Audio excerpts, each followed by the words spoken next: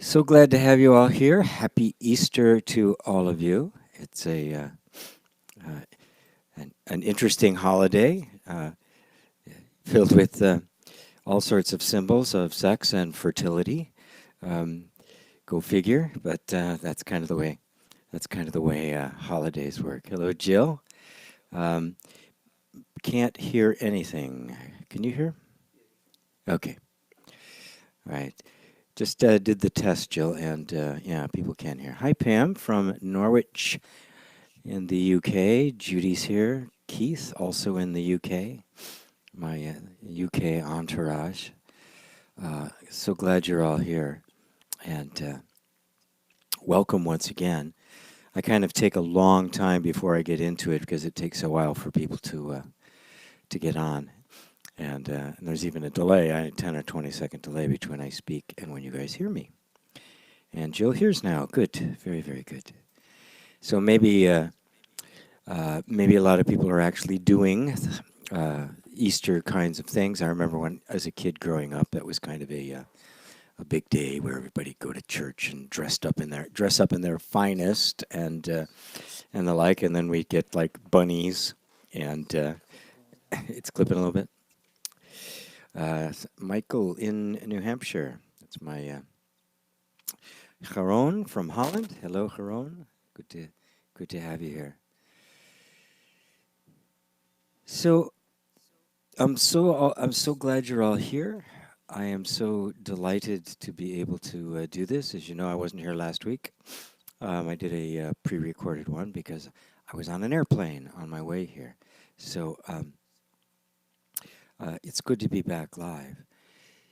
So I'm here to answer any of your questions. Chrissy from, it's in France, who normally lives in New Zealand. Marlene.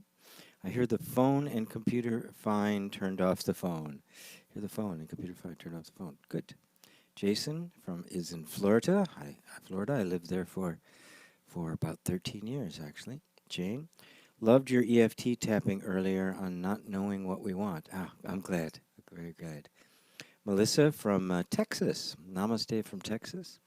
Clay Sue, happy Easter. Thinking of seriously of coming to Victoria to see you in June. Good Passage. I'm not sure what Passage is. Dagang is hello from California. Hello, Dagang. Daniela. Hey, G. Daniela from Slovakia. Thank you for doing pre-recorded songs when you were traveling. GP. And Evan, Easter greetings from the UK. Vicky, somebody saw Evan walk by, and many of you recognize him as my senior facilitator and partner in MasterHEART Institute. Talk It Out. Hi from Los Angeles. It's Lynn. I guessed that from the Talk It Out, Lynn. Happy to be here. The sound seems great to me. Fantastic. So I'm here to answer any questions you have about anything. If it's of interest to you or concern to you or important to you, then it's of interest and important to me. There's a lot of non-dual teaching that wants to dive into the Vedantic approach, which is absolutely essential, by the way, not denying it. But it loses something if it doesn't take the Vedantic approach, the approach of pure non-dual inquiry, into our regular, everyday human lives. The place where the rubber meets the road, really. Talking about our money and our struggles and our loves and our relationships and our work and our career and life purpose and all of that kind of stuff. It's very easy to get lost in a theoretical world where it's all just about knowing that you're nothing and all of that, which is really quite a lot of hogwash. Which is why in Zen, when someone would be going off on some kind of non-dual philosophy and not really present, they would get the Zen stick upside their head. A quick reminder that it's not about philosophy. It's not about what you know. It's not about coming to these great conclusions and having impeccable logic. It's about experiencing life directly, viscerally, just as it is. And that's what we're here to do. And that's why, even though I am primarily a non-dual teacher, I work with people and I teach subjects about wealth. I just finished one called Unconditional Wealth, about manifesting, about love and relationships. I think it's in June. I'm going to be doing a class called How to Find Your Soulmate, the Vibrational Being's Guide to Romance. Plus a bunch of other classes as well about law of attraction and all the kind of stuff that people are interested in. Not because it's absolutely essential in and of itself, but because it is through what we're interested in. It's through what our real hearts are are focused on and concerned about and afraid of. It's through that door that we really come to know who we really are. So I'm here to answer any questions you have about absolutely anything. And that's right. Clay Sue just reminded me, for some, this is the Passover has started. I believe it started on Saturday, which is another great holiday for another great tradition. I don't think you guys have the bunnies though, which is kind of interesting. The bunnies and chicks and flowers and everything. All this. Well, that of course happened when the church integrated Christianity into basically the rites of spring. You know, the rituals of fertility and growth and being reborn and all of that, which is quite every spring, right? Everything gets reborn. It dies in the winter, and then it's reborn in the spring. And the birth of Christ was put at the around the winter solstice, because there was actually death and resurrection myths around that the entire time. That's when the sun dies in the sky and then is resurrected again into the summer and life comes back and all of that. It's actually a beautifully rich history, but has nothing to do with the teachings of Christ. It was just basically a cultural takeoff. Pam asked, how does one work with self-hatred?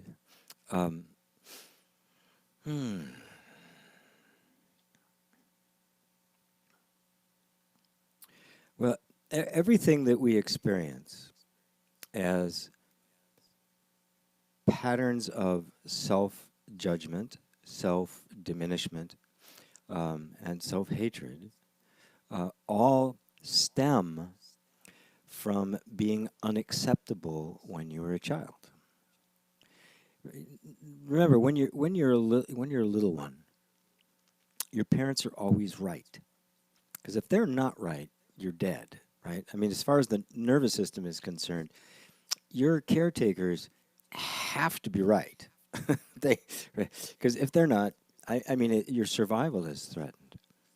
So whenever you contradict them in any way, you're wrong. Right? If you start exuding some kind of quality or some kind of energy that they don't like, they're right, you're wrong. And what happens is that as we grow and begin to develop a sense of identity, the more that happened to us, of us always doing things that were not acceptable to them, which was certainly what I did as a kid, the more that happens, the more of us is hidden away, disowned, suppressed, stuck in the corner.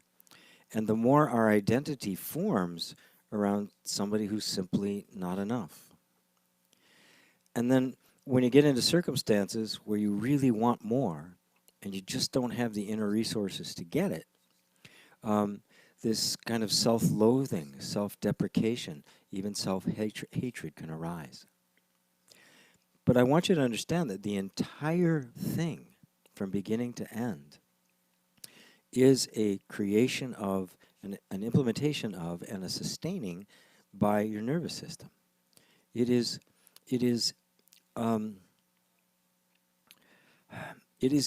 a conditioned response that you have identified with.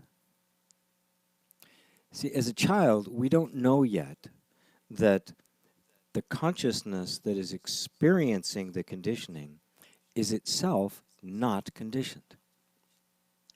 We get lost. We get so identified with who we are in our tribe, in the world, that we lose touch with the original innocence. The, the part of you that was expressing itself quite naturally and quite innocently that got slammed by the tribe is in fact still there. The natural, innocent exuberance, curiosity, pleasure-seeking, fun-loving little one is still there. It's just suppressed. You can't get rid of it. You couldn't get rid of it if you tried. And believe me, you tried. So what then to do? Your question is how do you work with it? Well, if you think that somehow you're going to go from self-hatred to self-love, you're making a big mistake. You have to see the self-hatred as an implementation of the nervous system as a way of keeping you from expressing yourself fully. It's actually a protective function. And let me show you how that works. If I, when I exude some particular quality, it's always being met with pain and suffering, that quality has to remain suppressed. I can't express it. It's dangerous to express it. Well, the nervous system has to find ways to keep it contained. And at first, it just, you just don't exude the behavior, but as a sense of identity begins to emerge, it can stabilize that. It can stabilize that suppression by coming up with things like, I'm not enough, I'm not good enough, I don't have any value, I'm not lovable, and self-hatred. Because if I hate myself, I am afraid to express myself. And of course, that's exactly what it wants. The real problem is a fear of self-expression, because you've had a long history of experiencing suffering when you did. And even now, even before the suffering comes from the environment, you just put it onto yourself. And anytime something comes up, you completely suppress it. Anytime any kind of impulse comes up, you completely suppress it. Some kind of wanting to be bigger, wanting to more, wanting to express more, you don't do it. Because you're already anticipating what could go wrong. So self-hatred is part of the conditioning, as is I'm not enough, I'm not lovable, I'm not valuable, all of that. All of those were put into place by the nervous system, and none of them are actually you. That's the first step to see. That it is the conditioning that believes itself to not be enough, which manifests itself in continual thoughts of I'm not enough, sometimes very, very subtle. The actual primary thought, I'm not enough, has got a whole bunch of other thoughts that are much more conscious, but they're all revolving around this one very fundamental, oftentimes silent belief. And especially if it got put into place before you could even talk, there are no words for it. You couldn't articulate it because you didn't know how to speak yet. So it isn't the kind of thought, a discursive thought like we normally are used to. So what does it feel like when you first take a step back and recognize that you, the one who is aware of these conditioned responses, was itself never conditioned? It was just trying to express itself. And the vehicle of expression, which is the human body and mind and spirit and all of that, the vehicle of expression molded itself into something that ensured that you were protected from the environment and got what you need. Because when you behave the way you're supposed to, you get love and affection and all of this stuff, and and food and clothing and shelter. You don't get thrown out to die. So what does it feel like to just stand back for a second and recognize that you, the one who is aware of the conditioning, was itself never conditioned? Self-hatred wouldn't even occur to it. It's just being itself. Self-love and self-hatred would not occur to it. It's just being itself. Children don't take courses in self-love. They just express themselves. So ponder that. we can list a million techniques for trying to dismantle self-hatred. But if you start from the premise that it is a function of the nervous system and not you, that you yourself are not broken, you haven't been conditioned, the vehicle through which you express yourself has been conditioned, and you have the power to change it. But you can't change it if you're fighting with it. You can only change it if you recognize it for what it is, a defensive posture. Recognizing it as a defensive posture, you now can begin to provide it the thing that it needs to step out of a protective or a defensive posture. And what's that? Safety. A sense of being loved, a sense of being appreciated. You, the original innocence, the conscious being, simply appreciate the miracle, the wondrousness, the subtlety and complexity of this instrument that devised a completely different version of you to present to the environment to make sure that you remained untouched and inviolate. And start showering that same those same voices of self-hatred with love and appreciation for recognizing their true nature. And watch what happens. And just watch what happens. Heron says, I tend to hold myself back in a conversation. How can I become more spontaneous and open? It's actually kind of the same thing. It's another symptom of the same thing, right? I'm holding myself back. Actually, you're not. You want to speak. If you were holding yourself back, you wouldn't see a conflict and you wouldn't be asking me about it. You want to speak. But when you go to speak, the vehicle through which you speak is inhibited. It's suspicious.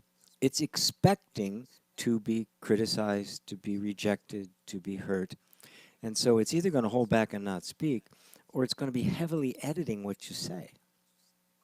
It's always going to be kind of eyeing the environment to see what it's supposed to say. I mean, that was my thing for years, because growing up as a kid, I had to, because I didn't know, my mother not being emotionally stable, being psychologically ill, I never quite knew what response I was going to get. So I got really, really adept at noticing the tiniest little nuances and editing on the fly what I was saying so that I would make sure that I wouldn't get hurt.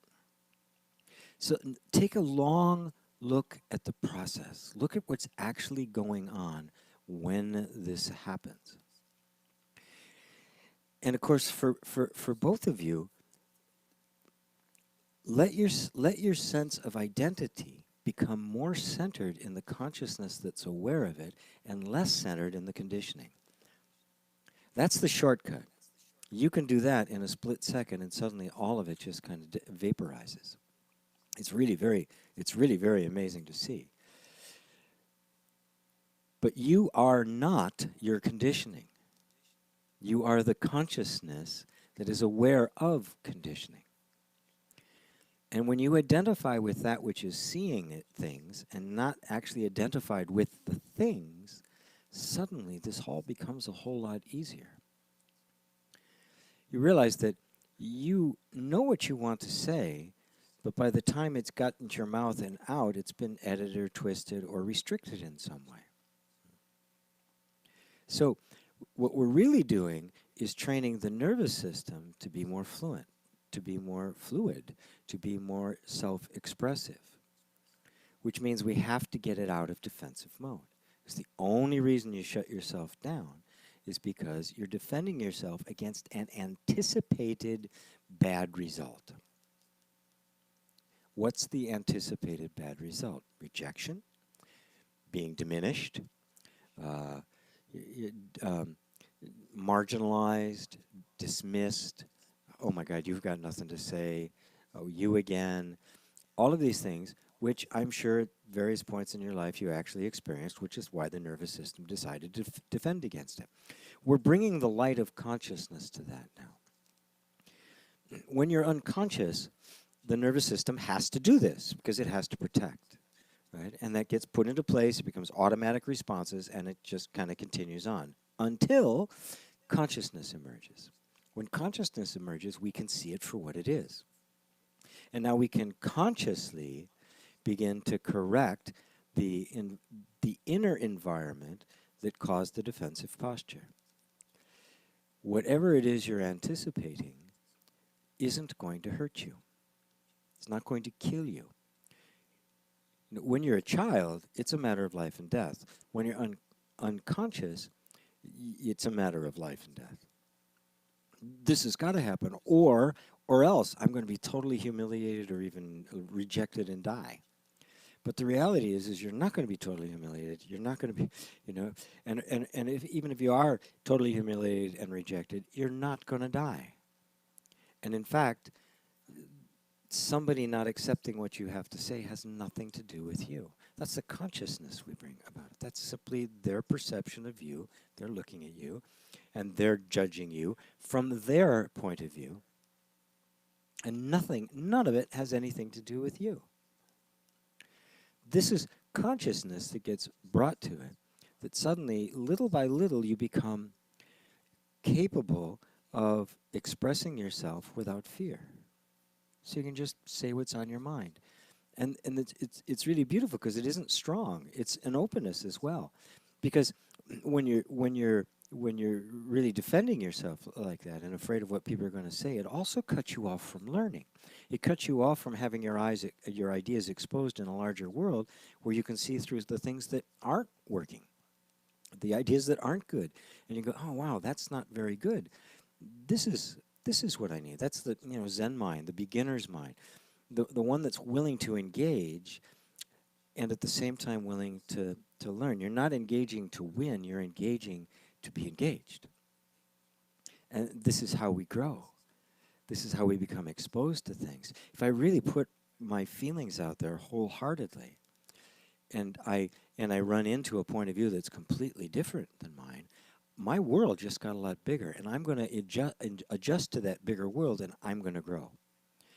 So it really is a significant thing that you're asking.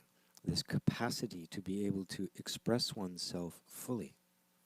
So the first thing I would do is start noticing all the places where you shut yourself down.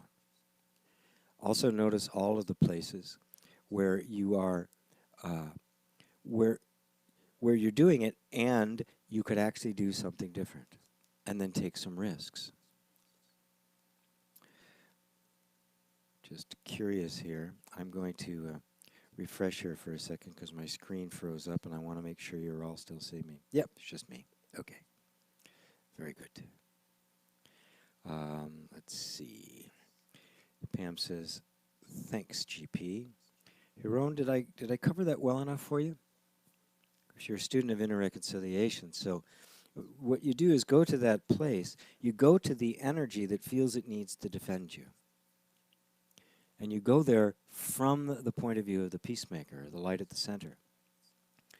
So you can create an environment that it doesn't need to defend you in, at least internally. Right? See, the more you do this for yourself, the more you become safe, right? The more self-accepting you are, the more you become safe in your own skin, which can't help but expand outwards to include the world around you. And then suddenly people won't be so intimidating anymore. It's like not a big deal. It's just because you're always standing in the place of an equal. You're always with a peer. And this is really beautiful because not only are you not intimidated by people who are, more advanced or in a different state than you, you're also not condescending towards those that are less. You can learn from everybody because everybody's got something to offer. Mira says, greetings from Astana. Hello, Mira. Hi from Alamo, Texas, from Marlene. Hi, Marlene. Hiron. In one video, you talk about suffering on the one hand and pain of deprivation on the other. What's the difference? Nothing. Suffering is suffering. The number one cause of pain is deprivation. It is unfulfilled desire. When your desires are unfulfilled, you experience suffering. That's the whole of suffering. No desire, no suffering. Or always fulfilled desires means no suffering. Now, no desire is impossible, and always fulfilled desires are impossible. So I could go on for hours about this, but you can see that the real predicament, the real conundrum that humanity is in. Life is desire. Life isn't an object, right? It's not a thing that has desire. Life is the functioning of desire. Desire is functioning, and we call that life. And our minds, being the way they are, takes a snapshot of things, turns what is a flow into an object, like trying to, like freezing a river, like taking a picture of a river, right? As if that river's even there. By the time the shutter is snapped, within moments, that river's gone, right? It's a completely different thing, looking you in the eye. So life is not a thing. Life is the flow of things. And what's the flow? Desire. Nothing happens without desire. So we're in this predicament of desire is life. No life, no desire, no existence. And at the same time, the unfulfilled desire is the cause of all suffering. And to always fulfill desires is impossible. Getting rid of desire is impossible. So how do we possibly resolve this? Well, the answer is stunningly simple and amazingly obvious. You simply let things be as they are. You accept life on its terms. You expect that you're going to have preferences. Some are going to be fulfilled, some are going to be disappointed. You accept the reality of things as they are, and in that moment you become the master of them. In that moment you stop suffering. Because if there is this is a very hard thing to articulate because it's very, very subtle. Because in a lot of spiritual practices, you're supposed to let go of desire, right? Which you find to be impossible. Because even the desire to let go of desire is a desire, right? You can't escape it. Right? It's just, you can't escape it. And so they want to try to, well then, don't desire as much, which is absolutely silly. I mean, if you're a billionaire and you lose half your money, you're going to suffer. I mean, if you're a farmer in Pakistan and you have 2 cows and one of them dies, you're going to suffer. Is there any difference in the suffering? Absolutely not. So simply controlling it, restricting it, limiting it doesn't have any effect on it either. So how do we end suffering? How do we come to terms with this? By simply letting life be what it is. Another thing we try to do is this, we hear about disattachment. I'm going to be detached from things. To be detached is to not feel. The only way I can lose someone I love, like a love affair or somebody to death, is to not love. If I love them, I'm going to grieve. I'm going to have a broken heart. There's no way around it. The only way to not experience that is to not love. So what it really comes down to is a releasing of resistance to life as it is. I know I'm going to grieve when I lose something. Matter of fact, the more I love it, the more I'm going to grieve. And that is life. You don't restrict your love so it causes less pain later. You relish in the love and you accept all the pain of the impermanence of what it is you love. It is the only way. It is the middle way. We try to control life. We try to control these things. I mean, most people seek wealth for what? So that they can control things well enough so they will always have their desires fulfilled. And what happens? They want more. They're never satisfied. Never. I want more. Because because that way doesn't work. You cannot perpetually fulfill your desire. There's always going to be another desire coming up. Doesn't matter how much you got, you're going to want more. Doesn't matter how much you've accomplished, you're going to want to accomplish more. I mean, I don't know if you guys, how many successes you've had in your life. Maybe there's been a lot, maybe there's been a few. But everybody's had some. Right? When the success had happened and it was over, there was a period of time where it was like really satisfying, and what happened? I wonder what I could do now. That's life. That's going to happen.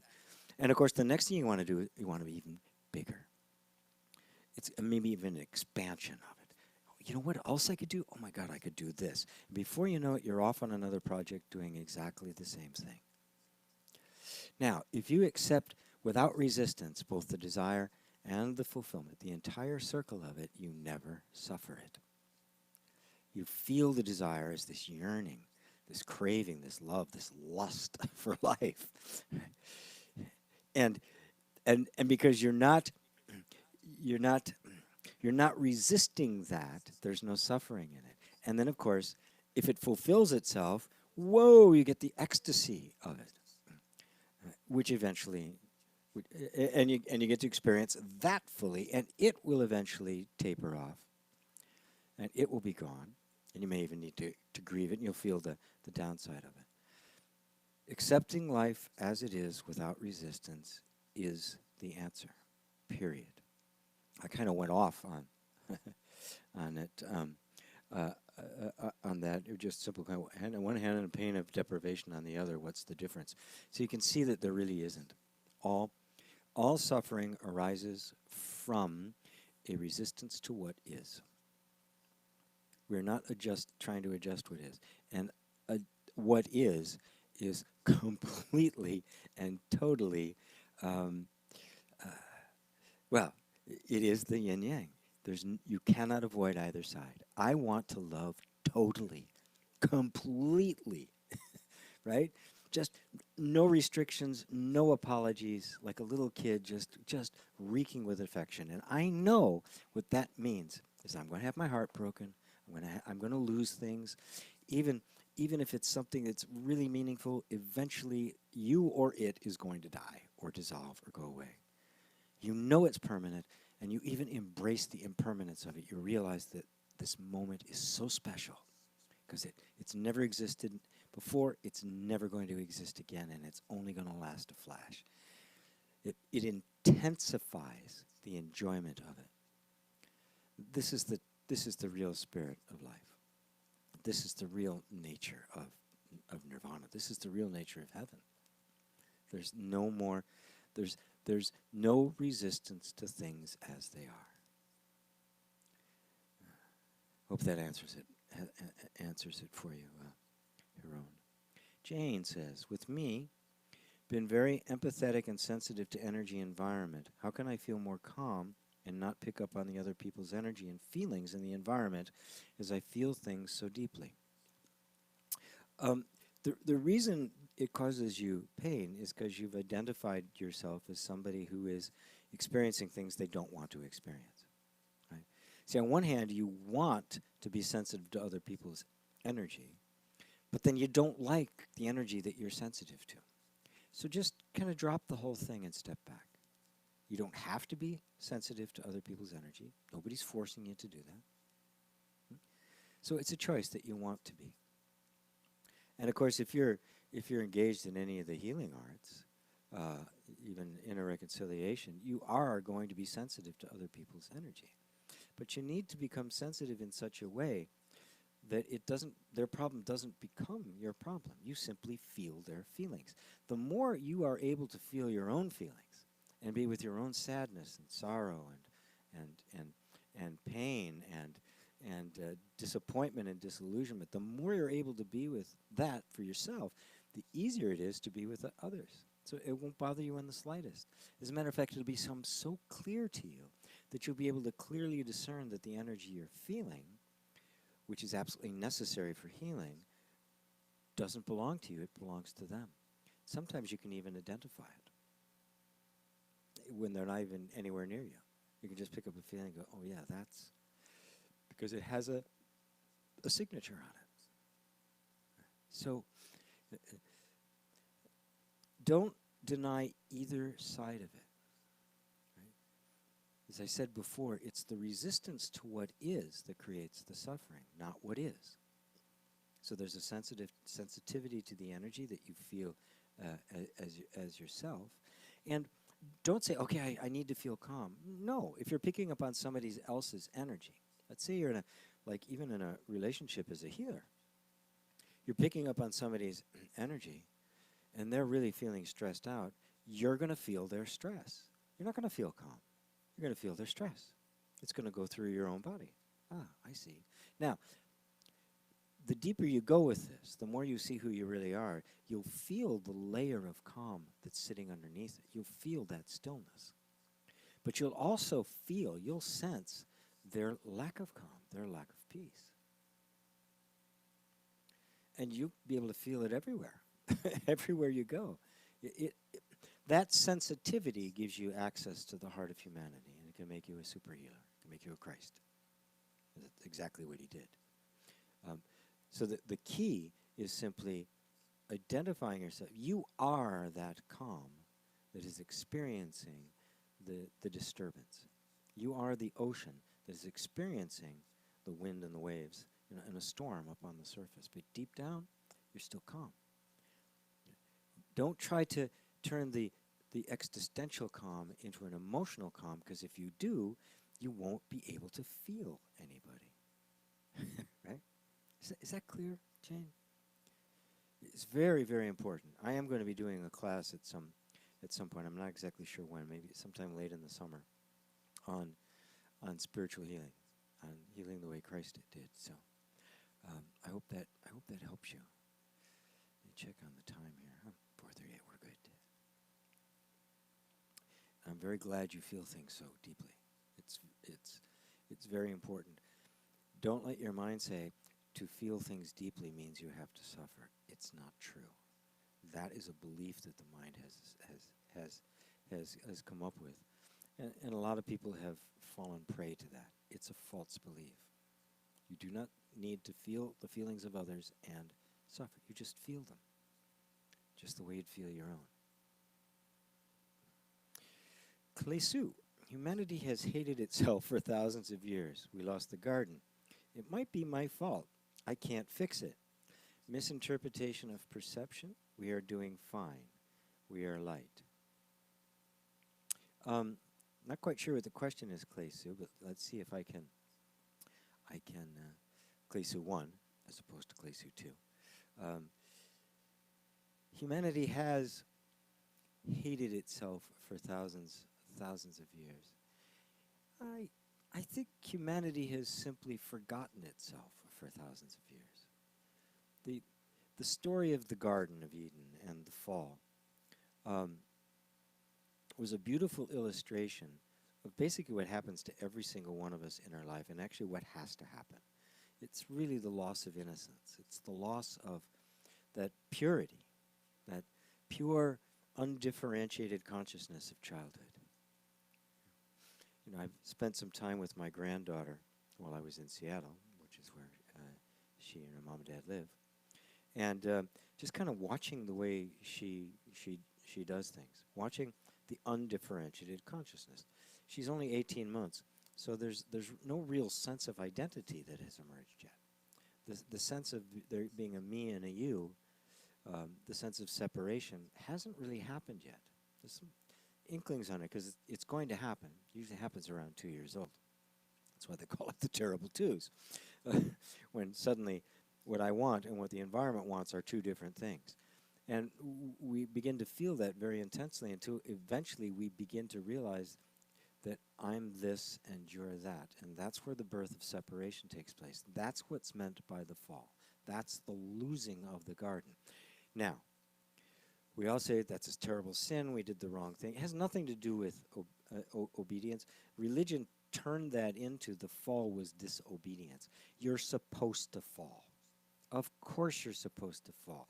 If you're going to really be one with God, have the mind of God, you can't simply be innocently, unknowingly in oneness, as children are, as all animals are. We have to become consciously in oneness. And in order to do that, we must first experience the pain of the separation. And then, if we're fortunate enough to run into a teacher that knows what they're doing, they will put you on the track to now reestablishing yourself consciously, to entering back into the garden consciously, which means you never lose it again. Now, most people go through their life and never even ever hear what I just said. They never hear any teacher talk about it. They're just trying to struggle to eke out a living, to get something from life, to get as much as they possibly can, laboring their entire lives that there's me, and then there's all these others, including this big unit. There's this huge universe, antagonistic, cold, unfeeling, uncaring, relentless, unforgiving of me. And then there's shivering little me, trying to make do, trying to survive. And that becomes the model by which we live until wisdom comes along and says, it's not really like that. That was an assumption that took place within the nervous system that had to take place. It was a normal thing to take place. It was the essential thing to take place. But you can now see it for what it actually was. Nothing but conditioned patterns. It has never been you. That feeling of separation, that feeling of the conflict between my preferences and my tribe created the sense of separation. I teach about that in inner reconciliation all the time, especially in the first and second chakras, which are the tribe and the nymph. Safety versus freedom. You know, what you're supposed to do and what you want to do, boom, they come into a contact. And there's this constant back and forth, this constant fight, and the sense of identity gets formed in the middle to stabilize it. And of course, this is where we get stuck. This is the fall. I am now a separate person trying to eke out my life. None of this is the absolute. The absolute is that pure innocence that was expressing itself the entire time, that was expressing itself in freedom, ran into the pain of the tribe and had to curtail the expression of freedom in order to survive long enough to get to the point where you could see that it was never, ever you. It was never true for a minute. The separation never really took place. The fall never really took place. It only took place in our minds, and we need to see that. That's how we become restored. That's what the resurrection actually means. As long as it's Easter, I'm glad something came up about the particular holiday. That's what the resurrection actually means. It means being reborn. It means actually awakening to who you've always been, to the I am. As Christ said, before Abraham was, I am. I go into my Father. The sense of identity moves out of the sense, the false idea of being a separate self, and into the reality of the singular consciousness that is aware of all. It is the glorious, glorious return to where you have never really left. And you see, the entire thing was a dream you had to have. It is not a mistake. This is the only way you fully realize your true Buddha nature. Hope that answers it for you, Klesu. Thanks, GP, says Pam. You're more than welcome. Dagang says, after understanding I'm not my body, I feel stuck in the defensive posture. The defensive posture was there long before that, actually.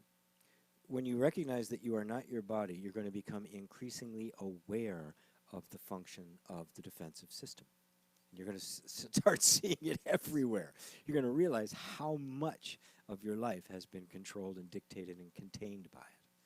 So it's okay. It's okay. You feel you're not actually stuck in it, okay? You're never stuck anywhere. You believe yourself to be stuck. You simply, this is new, right? You're in this new place. You don't know yet how to work with the energy. You say stuck because defensive, I just want to get out of it, right? Well, it doesn't work. You can't get out of it. It is your defensive mechanism. It's there for good. So you need to get the defensive mechanism itself to switch sides, to discover it's safe. I don't need this defensive posture in this case anymore. Foop, I can switch over to expressive posture, and you feel a sense of freedom. He says, the body is like my phone. Even though I'm not my phone, I still want to protect it. Of course. Of course you do. You know, the musician wants to protect his instrument. It's really a valuable instrument, you know. You know, some guys have violins that are worth $3, $4, $5 million, a single violin. You're damn right they're going to protect it. And it's worth that much because of the incredible range of expression and tone and beauty that it has. Your body is the most magnificent instrument ever devised. Yes, you want to protect it. Yes, you want to grow it. Yes, you want to expand in it. So that's not a problem. And at the same time, you're not it. The violinists don't believe themselves to be their violin. Very dependent upon it, very, very, very intimately engaged with it, but none of them think, I am my violin. You're not your body, but you love your body. You love being able to express yourself. The more you love it, the more you're going to even love the defensive posture and recognize that it's what's kept you alive. So we don't need to get rid of the defensive mechanism. We just have to show the defensive mechanism that it can stand down a bit.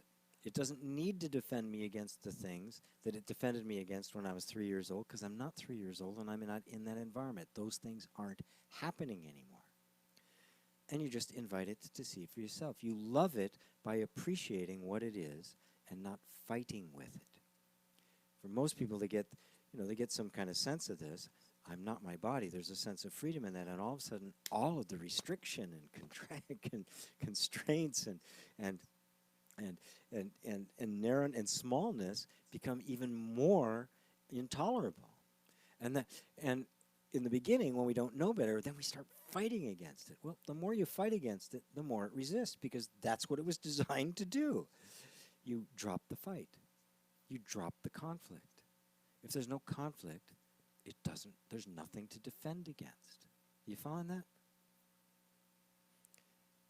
Make friends with the very thing that you think you want to get rid of. And it will begin to adjust to your friendship. And you will find that the very thing that is fighting you right now will become your power of expression. It'll become the thing that is most supporting you. Same energy, different form. He continued, is the problem in I projected the identity onto the phone and on the body when they become my phone and my body? Yes. I am not my body. Then who are you? The body, when I say the body, I don't mean physical structure. I mean all of the elements that I'm talking about. All of the functions. Sensation, emotion, thought, the defensive posture, the expressive posture, all of that. Okay? All of that is included in that word body. I am not any of that. I am the consciousness that is aware of it. But I need it. I need it for expression. I need it to experience this life. I need it to taste life. Without the body, I don't taste life. So there's an intimate relationship between me, pure consciousness, and the functioning that is life that I call the body. When I identify with the body, the limits and struggles and stuff of the body become my limits and struggles. The destiny of the body becomes my destiny. If I'm not identified with it, I see it for what it is. And I let it be what it is. And when the time comes, I let it dissolve. Because it's not a thing, it's just the functioning of life, and at some time that function will not need to be there anymore, and it will cease. And I will be aware of it ceasing, and I will be aware of the next one that arises. Because I am not the body. I am the pure consciousness. I'm not even a consciousness that goes from body to body to body. Body after body appears to me. I never move. I'm always in the same place. There is no here and there for consciousness, for the reality of who you Masa masa.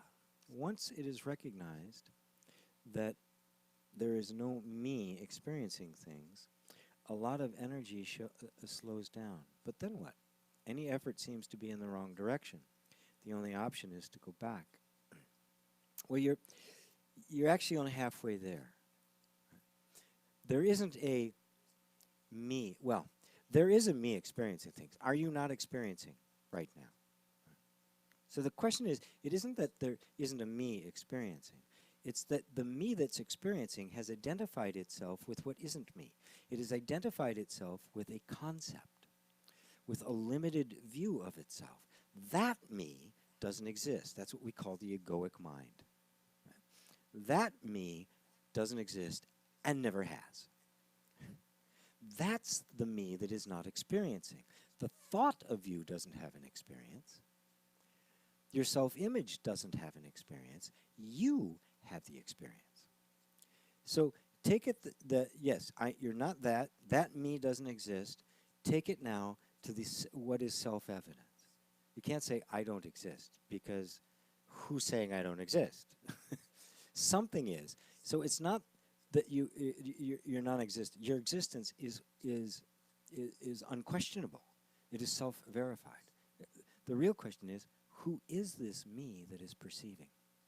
And that's when you see that all the places I've identified as me, all the things that I called me or I, were in fact just thoughts, and none of them were actually me or I. Now what that does is it takes all of the functions of life, all of our ambitions and our desires and our aspirations and our pleasures and all of it, and now makes it available to the true you. Consciousness can express itself through all of that. So when you're not letting go of life, you're not letting go of preference and ambition and all of the stuff. You're letting go of thinking that you are somebody that is limited. And that somehow that somebody has got to struggle to make these aspirations take place, or to implement these preferences, or to fight for themselves. You don't. Consciousness, all of those are aspects of consciousness. Life belongs to consciousness. It doesn't belong to an imaginary self. The self you think you are is what's creating all of the limits. There are no limits in life. If you drop that idea of being that self, you instantaneously realize infinity. I don't say you instantly become infinite, because you can't become what you already are. You realize that you've always been that, and that you simply got deluded into thinking you were something else. That's the only thing that disappears. The false sense of I disappears. Life doesn't disappear. Nothing else. Everything else remains exactly the same. Even the things you think are the most, physical or petty or small, all of it remains. The only delusion is the sense of being something other than what you actually are. That's the delusion. And that's why it's an awakening and a realization, not really a transformation or a becoming. That's why it is a being. You realize, oh, I've always been that. Just like you realize, I've never been separate. I believed myself to be separate. I never actually was. This is the heart and soul of it. And I hope this is sinking in. I say it all the time because it takes a while for this to sink in. Because we're so used to identifying ourselves with the little person, that we think if that person goes away, then so do all the fun things in life go away. It doesn't. They all stay. The person goes. It is our imagination that thinks that all the wonderful fun stuff of life belongs to this person. It doesn't. It belongs to you. And you're not that. And that liberates life. It just doesn't liberate you from this person. It liberates all of life from this person. So now the entire range of emotion and thought and endeavor and aspiration and accomplishment is available to you. and you will just have an enormously good time just, creating whatever you like to create. Thank you, Masa Masa. The other son. Your body protects itself. You don't protect nor control the body, because the idea of you is an illusion. Absolutely true. And the body is just an appearance that pops up like your phone. You don't have a body because you don't exist. It's a dream. Yes, the body is just another idea. What we call the body, again, is the sense of a separate self, right? And that sense of separation came, there was me and then there's that. There's other. What then was me and what was other? Well, it's the body, right? But the fact of the matter is the body is one with all of the universe. The body is life. It's simply the appearance and the functioning of life. Right? I mean, you wouldn't call the water there in a river, rivers, going on like the Mississippi or the Nile, really long, right? You would call, the water there is one thing, and the water there is a different thing. That's one river, that's another river. It's all the same river, right? Well, that's what it is. This body, that body, we call them, because of this illusion we're under, we call that's you, that's me, but in fact, they're one thing. It's one river. It's life. It's simply the flow of life.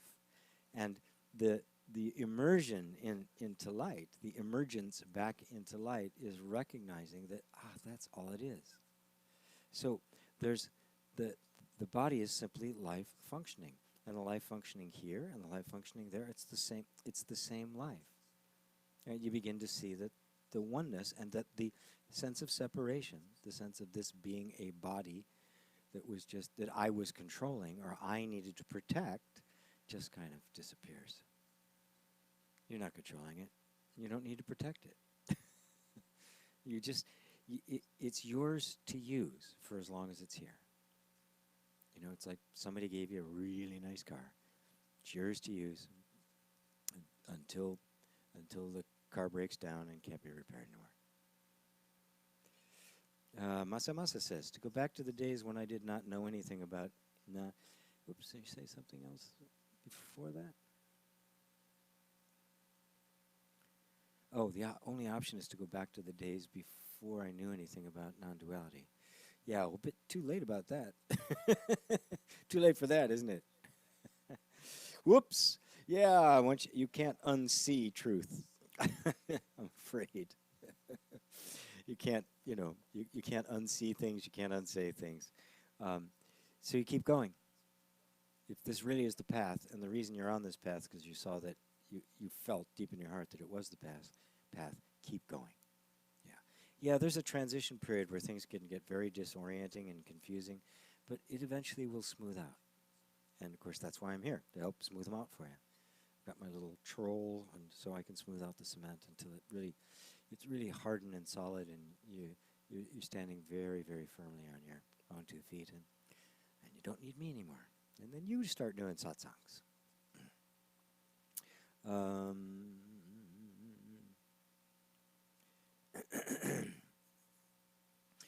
The joke is you still don't know anything about non-duality. Nobody does.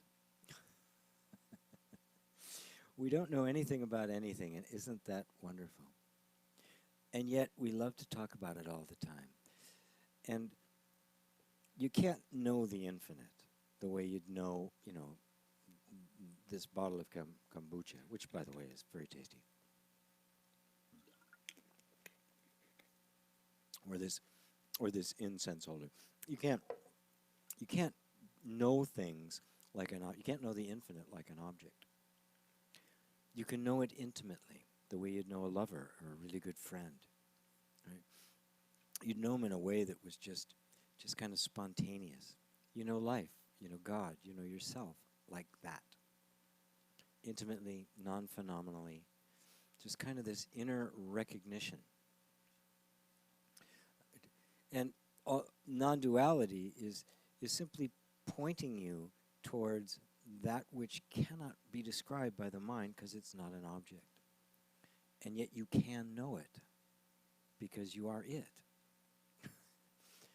But the knowing is intimate and direct and inner. It isn't external, it's not objective. And of course that's the big problem. We want to know ourselves as something. So when we ask the question, the very powerful Vedanta question, who am I? We're looking for some new object of ourselves. We're looking for a different version of ourselves. And non-duality is constantly drawing you away from that, because it doesn't matter what image you pick, it's going to be wrong. Now, mind you, there are some images you can pick that are a whole lot better and more functional than than others. I would certainly recommend you pick those, but none of them are the truth. Because no matter how good, the next phase of your life gets, no matter how developed and nuanced and mature and sophisticated your sense of identity gets, how functional and competent it gets, eventually it's going to feel restrictive because it's not the whole. What we want is the all. We want the total freedom of infinity. That's what we're all seeking. That's what the ultimate goal of every desire is, to find the whole, to be the whole. Vicky says, would once or twice be enough to train the nervous system from getting into the defensive mood, or is this an ongoing thing?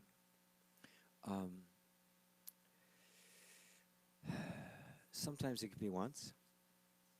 Sometimes it could be a few seconds. Are you going to be able to completely reverse everything in one fell swoop? Nobody's done that, and nobody ever will, and nobody needs to. Thank God. The thing is that kind of buried in your question is this resistance to the process. You want to get right to the end result, the total freedom from all conditioning. There's always some conditioning, right? I mean, life is conditioned patterns. That's all it is. No conditioned pattern, no life, right? The pure absolute is totally empty. There's nothing there at all, except the potential for everything. But it, by its very nature, gives birth to the form that give it expression. So emptiness and form are the same thing. You cannot have one without the other. The problem isn't the conditioning. The problem is our identification with the conditioning. The sense of identity that has identified itself with the narrowness, the smallness, the finiteness of the conditioning. The finite of the conditioning simply defines that particular object for as long as it does. Like, this song sounds like this, and this song sounds like that. Two different songs. Both music. They're both identical in essence, completely different in form. That's conditioning. Nothing wrong with it as long as you're not identified with it. So it's not a matter of getting to this perfectly unconditioned state. You are in the unconditioned state. You are the unconditioned, perceiving the conditioned. So it's all a matter of the identification. And so what we're doing in this process of the deconditioning and reconditioning is that we're moving the defensive posture into an expressive posture, because it is in defense against something that doesn't actually exist. It's defending against danger that isn't there. It was there at one time, but it's not there any longer, and so it's perceiving something that isn't real. And so doing that, we can break the spell. It moves into an expressive posture. It gets wider, but there'll be another layer that it's defending itself against, and it's always going to be going on. That's the nature of human life. When you know that you are not that, you become free. You become really free to enjoy life as it is. You enjoy the conditioned parts of it. You enjoy the form. You don't become desire-free. That is, you don't become free from desire. You become free to desire. You get to enjoy absolutely everything, just as it is. And you see that it being just as it is, that this being different from this, is the beauty of life. The contrast, the diversity, the polarity is the beauty of life. The male and the female, that's the wonder of it. In essence, one, but in expression, two. And an infinite nuance between the relationship of the two opposites as they merge and blend. It's all light, right? But red light and and violet light, they're both light. And yet between those, there's this entire spectrum of just an infinite variety of shade and color and nuance, all the stuff that goes on to it. The idea is we're not getting out of that. We're liberating that, and we're liberating our own inner artist. Is that clear? Is that clear for you, Vicky? Let's see. Haron says, thanks, G. Oh, good, good. Gillian says, from Cork, Ireland. Hello, Gillian. Walsh, of course, is one of the 10 most common Irish names, which means a man from Wales. Go figure. The other son says, love the analogy of the river. Yeah, it's a beautiful way of identifying the oneness of the flow of life. And yet, if you look really closely at the river, you're seeing, countless numbers of individual bits of water moving together. So, is it a river? Is it a bunch of? I mean, the whole idea of breaking it down and trying to see it in components just kind of falls away. Classical analysis just kind of goes out the window, right? You can't separate it from the river, and so you can see that the river there and the river there are the same river. So you listening to me and me speaking, we're the same life. We're the same consciousness. We're the same energy. We're the same everything. And in that same essence has two completely different expressions, and so that same essence can experience itself as this intercourse between us, this wonderful, beautiful going back and forth in this particular setting, and that oneness of the one speaking, asking questions of the one and answering the one is the wonder and mystery of life. And it is the heaven of life. Let's see. Haron says that was very useful. Thank you. I'm glad. Balanced with Nature says, much love from Hungary. Oh, wow, Hungary. I love, you can tell I get off on this. I just get so excited, people all over the world. Jane responded to my response, yes, that makes perfect sense. Thank you. You're more than welcome. Barbara says the sound is very low. We haven't changed it. So is anybody else, if anybody else is having problems with the sound, please let me know. But I don't think, we haven't changed it, so something went wrong. I'm not sure where it is. Jane then says, so when I'm interacting with people who are stressed and fearful, do I just allow it to flow through me and not give attachment or thought to it? Yep. Just allow it to flow through you. There's a beautiful story in the Bible of when Christ healed the woman who had an issue of blood for, 10, 20 years or something like that. And she went to where Jesus was walking and said, if I can just touch the hem of his garment, I'm going to be healed. And it's really, the story is really beautiful when you look at it closely and look at everything that happened. When it said an issue of blood is the way they put it in the King James Version, because they were always very prissy about such things. Basically, she was menstruating for 10, 20 years. Something was wrong, and there was just the blood was constantly flowing. And of course, under Jewish law, when a woman was on her period, she had, oftentimes they go to the red tent, right, where they have their period before they would go back. They were unclean. Their husbands couldn't touch them. They had no function. They had no value within the culture while they were on their period, because they were unclean.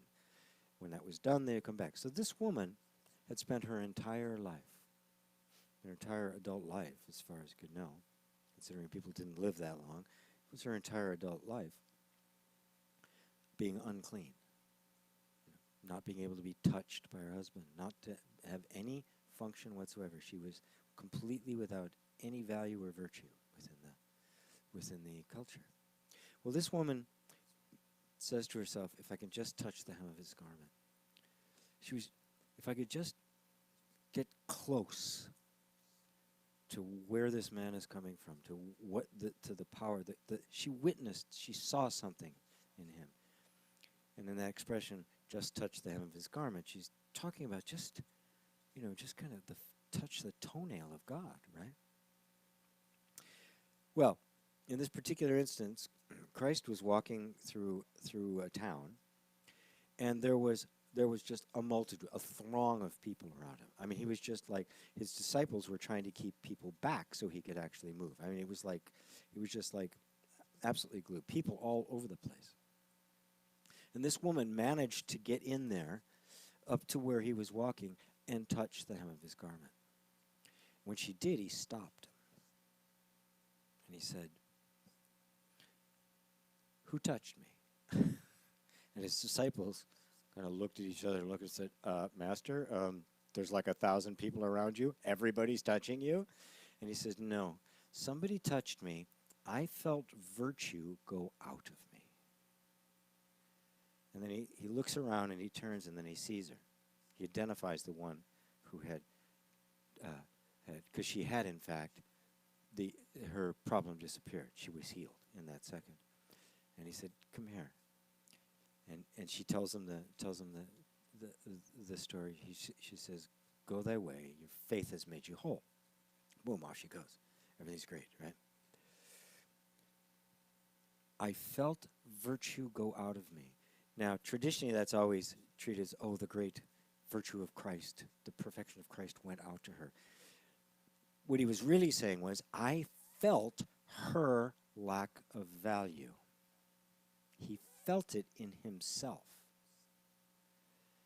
But, of course, he didn't identify with it. He immediately rejected it. She got healed, and he said, "Who touched me?" Are you following that, Jane? Yes. If you're going to be a healer, if you're going to have that kind of impact on others, you must feel this. But you must not identify with it. People who find themselves to be empathic, but have not yet learned this, please don't try to take on the feelings of others. You're not ready. You must learn this first. And then you can just let these feelings go right through you, and you can be absolutely precise. And the letting of them go through you. Because when those feelings come and they meet your love, they come into this incredibly safe environment where they're welcome and they're not fought and they pass through. You've created the energetic environment that allows healing to happen in them. Is that clear? Okay. SS, can you talk about religion and how they are actually just made up?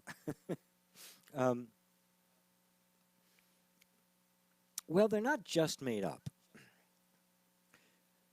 Religion pretty much starts from a deep inquiry, a deep desire to understand how things really are.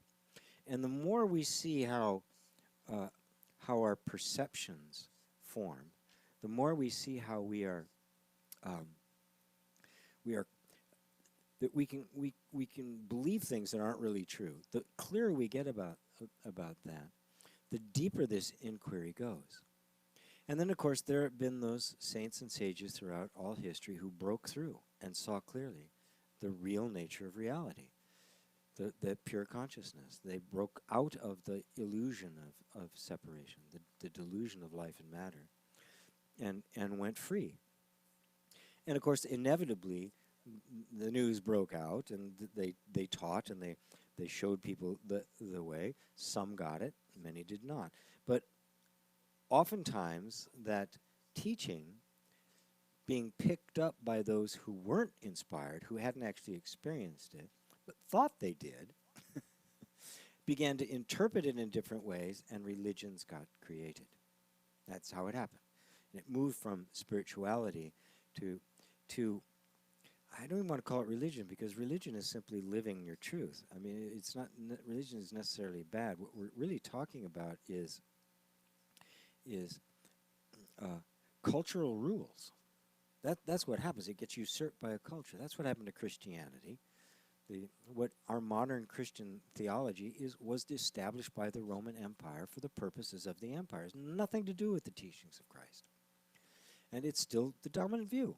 It's extreme now in various fundamentalist factions.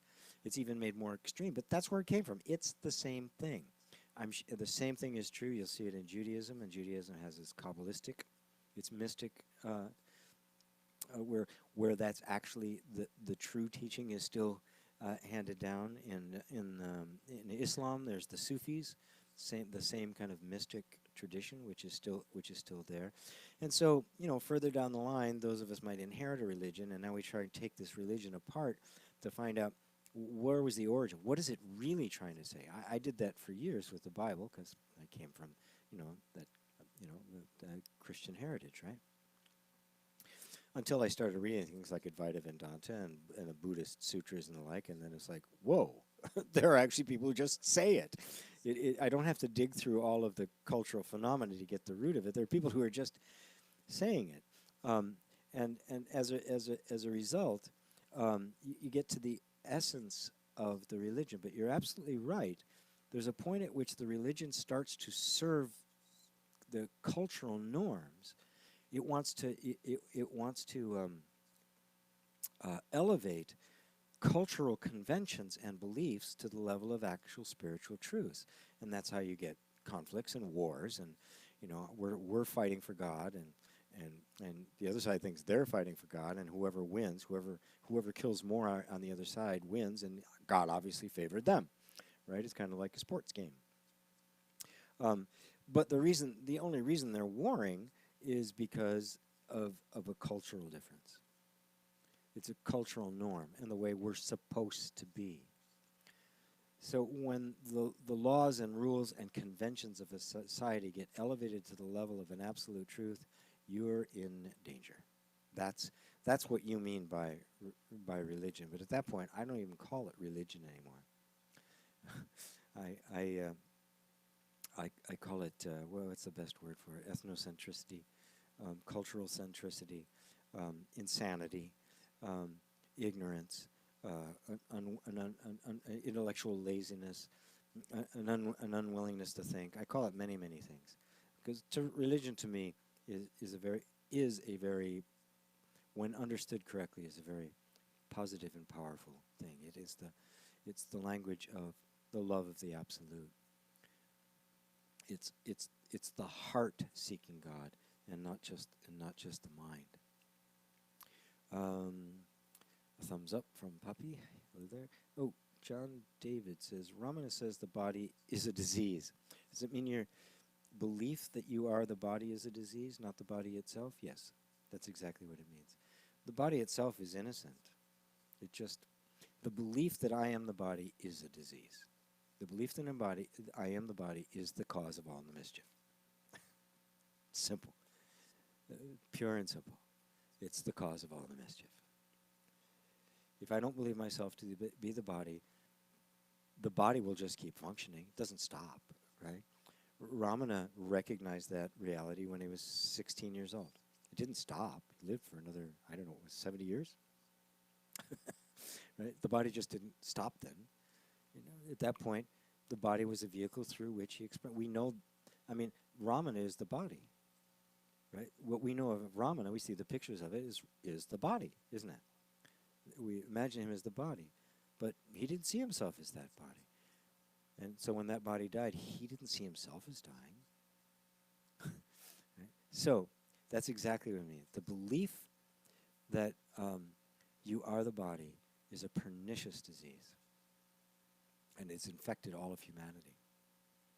Person poison is what Mooji calls it, which is a great way to put it. And it's also let me point out, it's very, very important when you're talking about somebody like Ramana. If you read through like conversations with Ramana, it's broken up because he would speak at various levels to various people. Buddha did the same thing.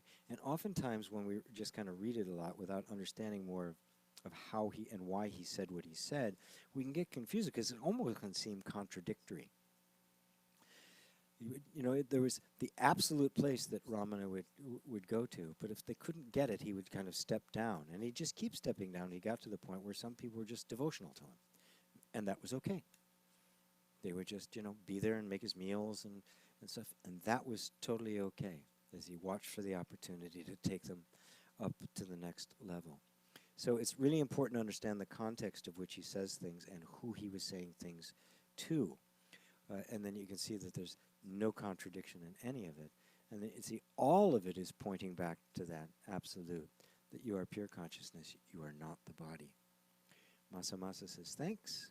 You are very welcome. Let me see, what time is it here?